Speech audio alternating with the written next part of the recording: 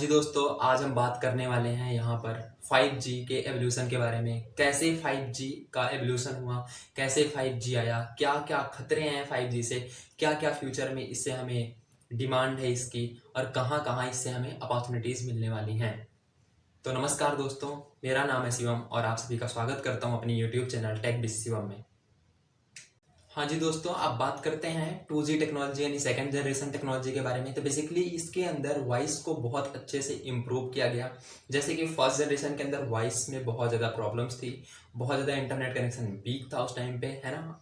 बात करते थे आप सभी 1G में जैसे कि हेलो हेलो हेलो हेलो, आप ऐसी बात करते थे, है ना, वॉइस फंसती थी। तो 2G के अंदर इस चीज़ के अंदर सुधार किया गया, इसको इम्प्रूव किया गया बहुत अच्छे से। और 2G के अंदर 2G टेक्नोलॉजी जो थी वो 1991 में आई थी। तो 2G के अंदर एक जो रोड था, एक जो मैप था, फ्रीक्वेंसी का जो स्पेक्ट्रम था, उसे बड़ा कर दिया गया। इससे यहाँ पर इसकी कैपेसिटी बड़ी हो गई। ओके, 2G के अंदर सबसे पहला डिजिटल स्टैंडर्ड आया जिसे हम GSM और CDMA बोलते हैं। अब बात कर लेते हैं व्हाट इज GSM। तो GSM वो होता था उस टाइम पर कि जो फ़ोन है, जिस कंपनी का फ़ोन है, उसके अंदर कोई सी भी कंपनी की सिम हम डाल दें तो वो रन करता था उस पर। और CDMA वो था कि जिस कंपनी का फ़ोन है, एयरटेल का अगर फ़ोन है तो एयरटेल का ही फ़ोन सिम जाएगा उसके अंदर, अगर वोडाफोन का सिम फ़ोन है तो वोडाफोन की ही सिम उसके अंदर जाएगी। ये था CDMA। उस टाइम पर 2G टेक्नोलॉजी की जो स्पीड थी वो थी 24 kbps। बेसिकली 2G टेक्नोलॉजी के अंदर हम वॉइस के ऊपर काम कर रहे थे। 2G टेक्नोलॉजी के अंदर हमने वीडियोस को ला दिया, वीडियो टेक्नोलॉजी आ गई। उस टाइम पे SMS की टेक्नोलॉजी आ गई, SMS की आ गई, MMS की आ गई। और बेसिकली 2G ऐसी टेक्नोलॉजी है जो कि डिजिटल टेक्नोलॉजी पर बेस्ड थी। अब आपको समझाता हूँ व्हाट इज डिजिटल टेक्नोलॉजी। तो बेसिकली डिजिटल टेक्नोलॉजी वह टेक्नोलॉजी होती है जो कि 0101 इस पर बेस्ड होती है। तो अब बात कर लेते हैं व्हाट इज 0101। तो 0101 बेसिकली आपको पता ही होगा, अगर आपने पढ़ा होगा तो थोड़ा बहुत, तो ये आपको पता होगा कि ये बाइनरी नंबर सिस्टम होता है। तो डिजिटल इलेक्ट्रॉनिक्स के अंदर, सब्जेक्ट के अंदर ये सारी चीज़ें आती हैं। तो ये चीज़ उस पर बेस्ड थी। ओके, तो अब बात कर लेते हैं 3G टेक्नोलॉजी। तो 3G टेक्नोलॉजी बेसिकली 1998 में आई थी। इसके अंदर कॉलिंग के साथ साथ डाटा कंसिडरेशन और इंटरनेट पर काम किया गया था। डाटा कंसिडरेशन का मतलब इसके अंदर हम वॉइस तो था ही, वीडियो आ गया, इंटरनेट आ गया कुछ डाटा के साथ, और यहाँ पर हम कुछ डाटा के साथ कंसिडरेशन भी किए। यहाँ पर व्हाट्सएप आ गया, यहाँ पर हम वीडियो कॉलिंग कर सकते हैं। ये सारी चीज़ें हैं जो 3G के अंदर, इसके अंदर इम्प्रूवमेंट्स हुए। तो हाँ जी दोस्तों, आज हम बात करने वाले हैं 5G टेक्नोलॉजी के बारे में। तो 5G का मतलब है, 5 मतलब तो आपको पता ही है, एंड G मतलब होता है जनरेशन, जैसे हमारी आपके परिवार की जनरेशन, ठीक है, इसे हम G बोलते हैं। तो आज हम बात करेंगे 5G के बारे में। इससे पहले हम देखेंगे कि 5G आया कैसे। तो 5G basically 1G, then 2G, then 3G, then 4G, then 5G। इस तरह हमारा 5G टेक्नोलॉजी का एवोल्यूशन हुआ। तो पहले बात करेंगे 1G के बारे में। तो 1G टेक्नोलॉजी बेसिकली 1979 में आई थी। बेसिकली यह पहली वायरलेस टेक्नोलॉजी थी, ठीक है, जिसमें बेसिकली वॉइस सर्विसेज थी, और दूसरी चीज की ये एनालॉग सिस्टम पर बेस्ड था। अब बात करते हैं क्या था एनालॉग सिस्टम। एनालॉग सिस्टम था कि जिसमें वेव के फॉर्म में सारे डाटा ट्रांसमिशन होते हैं, उसे हम एनालॉग सिस्टम बोलते हैं। इसकी स्पीड उस टाइम पर 1G के अंदर 2.4 kbps यानी किलोबाइट पर सेकेंड थी। First mobile broadband 3G technology के अंदर ही आया, पहला मोबाइल ब्रॉडबैंड। ओके, तो इस 3G टेक्नोलॉजी के अंदर ज़्यादा डेटा, इसका फ्रीक्वेंसी स्पेक्ट्रम काफ़ी ज़्यादा बड़ा, कैपेसिटी इसकी बहुत ज़्यादा थोड़ी बड़ी की गई। यहाँ पर नेटवर्क का एक्सेस ज़्यादा अच्छा किया गया, इंटरनेट को थोड़ा सुधारा गया, इम्प्रूव किया गया। उस टाइम पे 3G टेक्नोलॉजी के अंदर जो स्पीड थी इंटरनेट की वो थी 2000 kbps। ओके ओके, तो बात कर लेते हैं 4G टेक्नोलॉजी के बारे में। तो बेसिकली 4G टेक्नोलॉजी जो थी वो बेसिकली डाटा के पर्सपेक्टिव से डिज़ाइन की गई थी। इसमें ज़्यादा डेटा, ज़्यादा इंटरनेट, अच्छी खासी स्पीड, और बेसिकली सबसे बड़ी बात है कि इसके अंदर सबसे पहला ट्रू मोबाइल ब्रॉडबैंड आया था। True mobile broadband. तीसरी चीज़, इस टेक्नोलॉजी के अंदर IP प्रोटोकॉल्स आ गए थे, यानी इंटरनेट प्रोटोकॉल्स आ गए थे। अब आपको बताता हूँ what is internet protocols. Internet and protocol, protocols मतलब रूल्स एंड रेगुलेशन। तो इंटरनेट प्रोटोकॉल्स का मतलब है कि एक डाटा जब दूसरे जगह पर जा रहा है, स्टोर हो रहा है, ट्रैवल कर रहा है, इसके अंदर कुछ रूल्स और रेगुलेशन होते हैं, इन्हें ही हम आईपी बोलते हैं। बेसिकली 4G टेक्नोलॉजी जो थी वो कब आई थी? 2008 में आई थी, और उस टाइम पर इसकी स्पीड थी 1 लाख kbps, यानी 1 लाख किलोबाइट पर सेकेंड उस टाइम पर इसकी स्पीड हुआ करती थी। इसके अंदर कैपेसिटी बहुत ज़्यादा थी। तो एक शब्द बहुत बार आ रहा है, वो है कैपेसिटी। तो आपको समझाता हूँ व्हाट इज कैपेसिटी। तो कैपेसिटी का मतलब है कि जैसे कि एक रोड होती है, तो रोड की जो ब्रेड्थ होती है, चौड़ाई जो होती है, और रोड के ऊपर चलने वाली कार होती हैं। तो रोड के ऊपर जो कारें चल रही हैं उसे हम अपना डाटा मान लेते हैं, और रोड की जो चौड़ाई है उसे हम क्या मान लेते हैं? Frequency spectrum. तो हमने 4G टेक्नोलॉजी में जितनी हमने जनरेशन्स आगे बढ़े, हम एक काम करते गए 4G टेक्नोलॉजी के अंदर कि डाटा तो सब बढ़ता ही जा रहा है ना, नंबर ऑफ कॉर्स तो बढ़ती जा रही है, और रोड की ब्रेड्थ उतनी रहेगी। तो क्या होगा? जाम लग जाएगा, जाम ज़्यादा लगेगा, तो इंटरनेट फास्ट नहीं होगा, स्पीड फास्ट नहीं होगी। तो इसके लिए 4G टेक्नोलॉजी में क्या किया गया कि डाटा तो बहुत ज़्यादा इंपॉर्टेंट है भाई, सबका डाटा है, बहुत ज़्यादा इंपॉर्टेंट है, और फास्ट स्पीड भी चाहिए, डाटा भी चाहिए अच्छा खासा। तो उन्होंने क्या किया 4G टेक्नोलॉजी के अंदर कि जो रोड की चौड़ाई थी, ब्रेड्थ थी, उन्होंने उसे बढ़ा दिया। इसका मतलब क्या किया? फ्रीक्वेंसी स्पेक्ट्रम को इंक्रीज कर दिया। इसे ही हम बोलते हैं कैपेसिटी। ये टर्म कैपेसिटी उन्होंने बढ़ा दिया। अब अगली बात करते हैं 4G टेक्नोलॉजी के अंदर बेसिकली दो चीज़ें हुई। एक था LTE और दूसरा था BOLT, यानी BOLTE। तो बात करते हैं LTE। LTE का मतलब था लॉन्ग टर्म इवोल्यूशन। इसका मतलब क्या होता है कि लॉन्ग टर्म इवोल्यूशन के अंदर एक बार में हम एक ही चीज़ को यूज कर पा रहे थे। अगर फ़ोन यूज कर रहे हैं तो डाटा नहीं यूज कर रहे हैं, अगर डाटा यूज कर रहे हैं तो फ़ोन नहीं यूज कर रहे। आप सभी अपने फ़ोन में ऊपर देखना LTE लिख के आता है ना 4G वाले फ़ोन में। बेसिकली 4G के अंदर ये चीज़ था पहले। तो वहाँ पर हुआ क्या था कि अगर आप फ़ोन पे बात कर रहे हो तो आपका डाटा एक्सेस बंद हो जाता था। इसी चीज़ को सुधारने के लिए जियो ने लॉन्च किया BOLT, यानी बोल्टी। ठीक है, तो अब हो गया बोल्टी, यानी voice over long term evolution. इसके अंदर हम बात भी कर सकते हैं, आप बात भी कर रहे हो, और दूसरी चीज़ कि आप इंटरनेट भी चला रहे हो, व्हाट्सएप पर आप चैट भी कर रहे हो और मम्मी पापा से बात भी कर रहे हो फोन पे, है ना जी। तो बस यही चीज़ है बोल्टी और LTE। बेसिकली इतनी चीज़ें आपको समझ में आ गई होंगी। 4G टेक्नोलॉजी के अंदर हाई स्पीड था, हाई कैपेसिटी थी, हाई वीडियो क्वालिटी डाउनलोडिंग थी, अच्छा खासा इंटरनेट एक्सेस था, लो लेटेंसी थी। अच्छा, लेटेंसी लो, अल्ट्रा लो लेटेंसी क्या चीज़ है उससे पहले बात कर लेते हैं। डाउनलोडिंग 4G टेक्नोलॉजी के अंदर 180 तक हो जाती थी, 180 पिक्सल्स तक, है ना। अब क्या हुआ कि इसके अंदर जो अल्ट्रा लो लेटेंसी थी वो थी 10 मिली सेकेंड्स। अब बात करते हैं what is ultra low latency.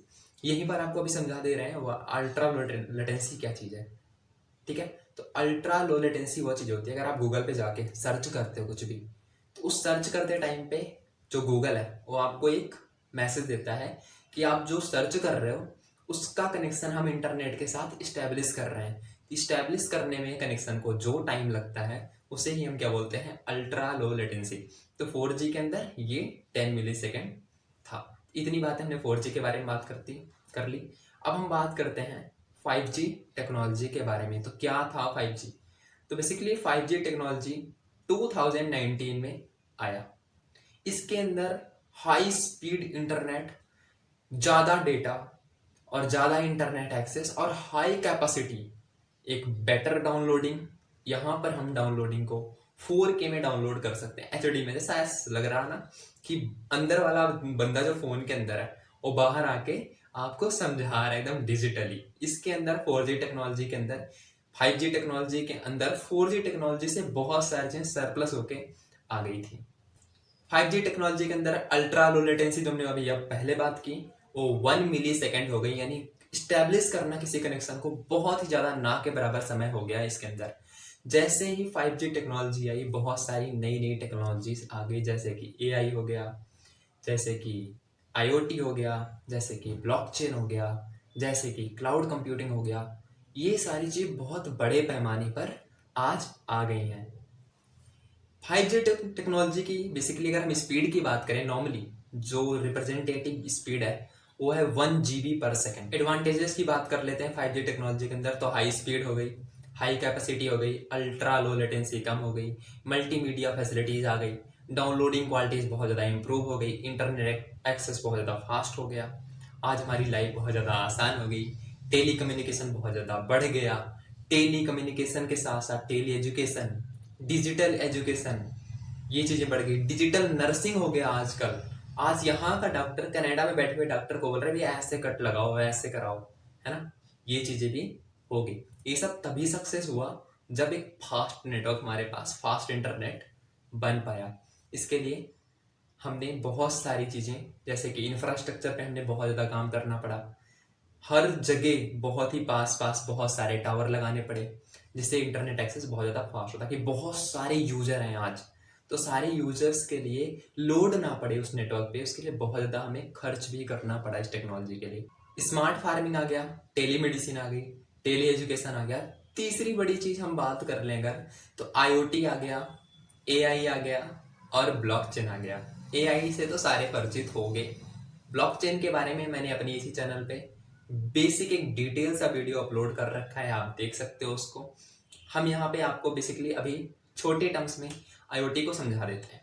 IoT की जैसे कि आप हो अपने घर में गए, अपने घर में आपके जाते ही ऑटोमेटिकली दरवाज़ा खुल जाए, आप घर में पहुंचो उससे पहले आपके सामने शीशा आ गया, आपको अगर आप अंदर जा रहे हो नहाने तो गीजर ऑटोमेटिकली ऑन हो गया, आप नहा के आ गए गीजर ऑटोमेटिकली ऑफ हो गया, आप बाहर निकल के आए, कपड़े आपके लिए एकदम बेसिकली तैयार है, रेडी है, आपने पहने, आप घर के बाहर निकल गए, आपका इन्वर्टर ऑफ हो गया, आपकी लाइट ऑफ हो गई, आपकी गेट ऑफ हो गई, गेट लॉक हो गया, सारे काम ऑटोमेटिकली हो रहे हैं यहाँ पे। आप बाहर निकले, आपकी कार ऑटोमेटिकली खुल गई, आप बैठे गए, आप वापस आए फिर से आपकी सारी चीजें ऑटोमेटिकली यहाँ पर हो रही हैं रोबोट्स के थ्रू, इंटरनेट ऑफ थिंग्स के थ्रू। तो यही चीज है IoT, इतना एडवांस है IoT। तो ये चीज सक्सेस हुई है केवल और केवल 5G टेक्नोलॉजी की वजह से। चौथी सबसे बड़ी चीज की इंडस्ट्रियल एप्लीकेशन इसके बहुत ज्यादा बढ़ गए, बहुत सारे जॉब अपॉर्चुनिटीज ओपन हो गई, बहुत सारी डिजिटल टेक्नोलॉजीज आ गई, बहुत सारे लोगों को आज बहुत सारी चीज़ें सीखने को मिल रही हैं, बहुत अच्छी सैलरी मिल रही है लोगों को, IT फील्ड में बहुत ज़्यादा ग्रोथ हुई है इससे। तो ये सारी चीज़ें इसके एडवांटेजेस हैं। अब बात कर लेते हैं इसके चैलेंजेस के। इसके चैलेंजेस भी कम नहीं हैं। कोई भी टेक्नोलॉजी आती है तो उसके जितने ज़्यादा एडवांटेजेस होते हैं, वैसे उसके उसी कंसर्न में, उसी रेशियो में उसके उतने ही ज़्यादा उसके चैलेंजेस भी होते हैं। हम यहाँ पर नॉर्मली बात करेंगे उसके चैलेंजेस क्या क्या है। तो पहला चैलेंज तो है भाई ई वेस्ट का। तो ई वेस्ट क्या है आपको बताता हूँ। आपके हाथ में भी 4G फ़ोन है, आप भी चाहोगे कि हाँ जी मैं भी 5G फ़ोन यूज करूँ, तो आप क्या करोगे इस 4G फ़ोन को? लेट सपोज मानता हूँ कि आप उसको फेंकोगे, तो बहुत सारे जो फ़ोन है 4G वाले, तो वो लोग अपने फ़ोन को फेंकेंगे। तो ये एक ई वेस्ट है, इलेक्ट्रॉनिक वेस्ट है। तो इलेक्ट्रॉनिक वेस्ट को ई वेस्ट बोलते हैं। ई वेस्ट बहुत ज़्यादा बढ़ेगा भाई सारे सोचेंगे कि अनलिमिटेड डेटा मिल रहा है, हाई स्पीड मिल रही है, इतने सारे एडवांटेजेस हैं, तो हम क्यों ना 5G फ़ोन यूज़ करें। तो 4G वाले बेचारे अपने फ़ोन थ्रो आउट करेंगे और 5G वाले फ़ोन यूज़ करना स्टार्ट करेंगे। तो इस तरह ई वेस्ट बहुत ज़्यादा बढ़ेगा। दूसरी सबसे बड़ी बात, इंफ्रास्ट्रक्चर।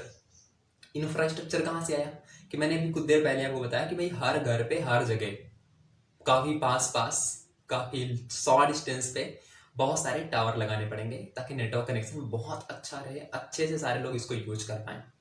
तीसरी चीज़, ऑप्टिकल फाइबर की बात कर लेते हैं भाई। काफ़ी कॉस्टली भी होता है और काफ़ी सिक्योरिटी के साथ, काफ़ी सिक्योर तरीके से इसको भी हमें बिछाना पड़ेगा, ताकि इससे पहले हम केबल्स यूज करते थे, एल्यूमिनियम केबल्स यूज करते थे, है ना। अब हम इसमें 5G के अंदर क्या यूज करेंगे, ऑप्टिकल फाइबर्स यूज करेंगे, जो कि पहले चीज़ महंगा होगा। दूसरी चीज़, बहुत ज़्यादा सिक्योर तरीके से इसको हमें भी लगाना पड़ेगा, है ना। तीसरी चीज़ है प्राइवेसी का कंसर्न होगा, डाटा के चोरी होने का डर बढ़ जाएगा, है ना।